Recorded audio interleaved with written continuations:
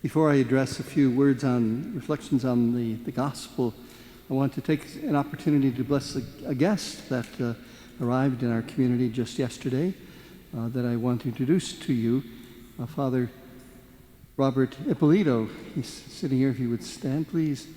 Father Ippolito has just arrived here at Mary Queen. He's halfway moved into the rectory in a short period of time.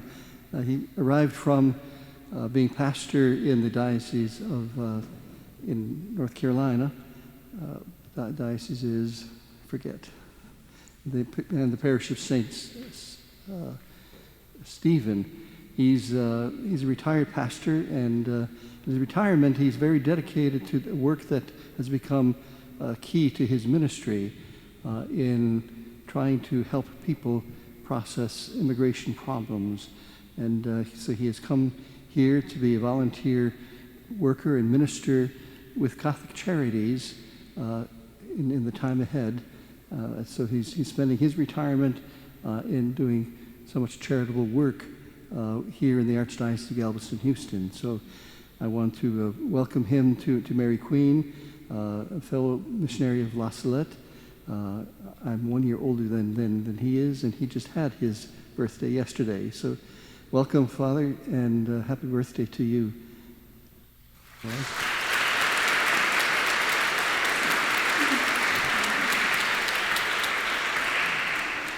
He just took the wrong turn going down in the procession. So,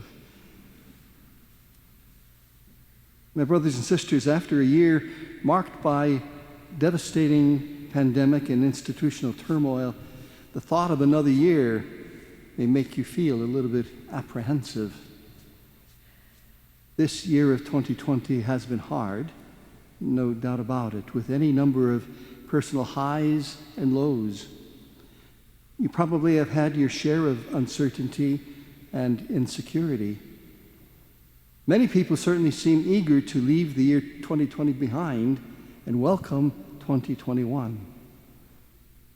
The month of January is named for the Roman god Janus, the kind of doorkeeper between the past and the future.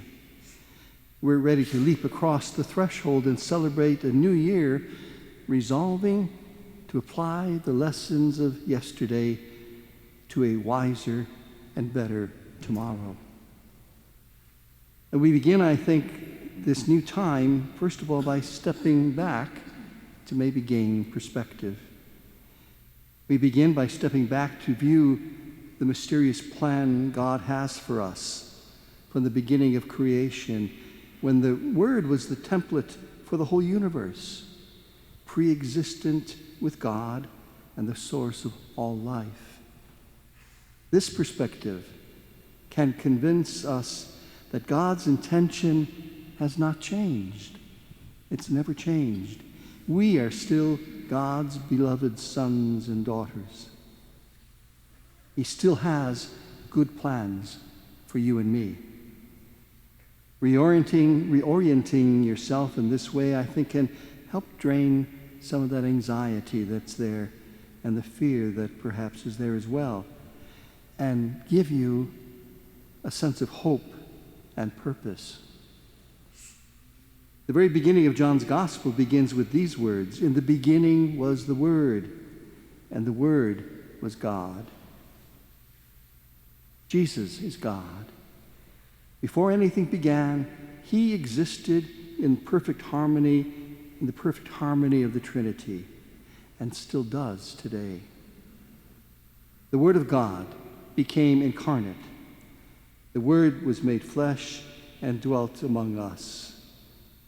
The Word of God accompanies us as we live, enlightening our minds and our hearts with words and the example of Jesus. All during his life, he demonstrated the divine image imprinted on us in creation and what it looks like when embodied in an authentic human person. The gospel he preached wasn't something new or heroic, but a revelation of a human life that God intended. If we live, my friends, if we live as Jesus did, we will live in joy and in peace that comes naturally from living in a balance or in right relationship with creation, with God, and with one another. God looks to share his life and love with us. The fact that God shares life with us is like a light in the darkness of our world. That light can guide us and help us see things the way God sees them. It cannot be extinguished by darkness. So no matter what we face, no matter what you face, look for God's light to dispel any darkness in your life. Today is a time of ending, yes, the end of the year, but it's also a time of beginning. So as we end this year and anticipate crossing that threshold of hope into a new year of 2021, let this be the end of an unsettling year, but let Jesus give us the hope for the newness that's about to start in God's loving care for each and every one of us. In today's feast, we are also given the image of Mary marveling on what she experienced in her life, treasuring her memories and pondering them in her heart.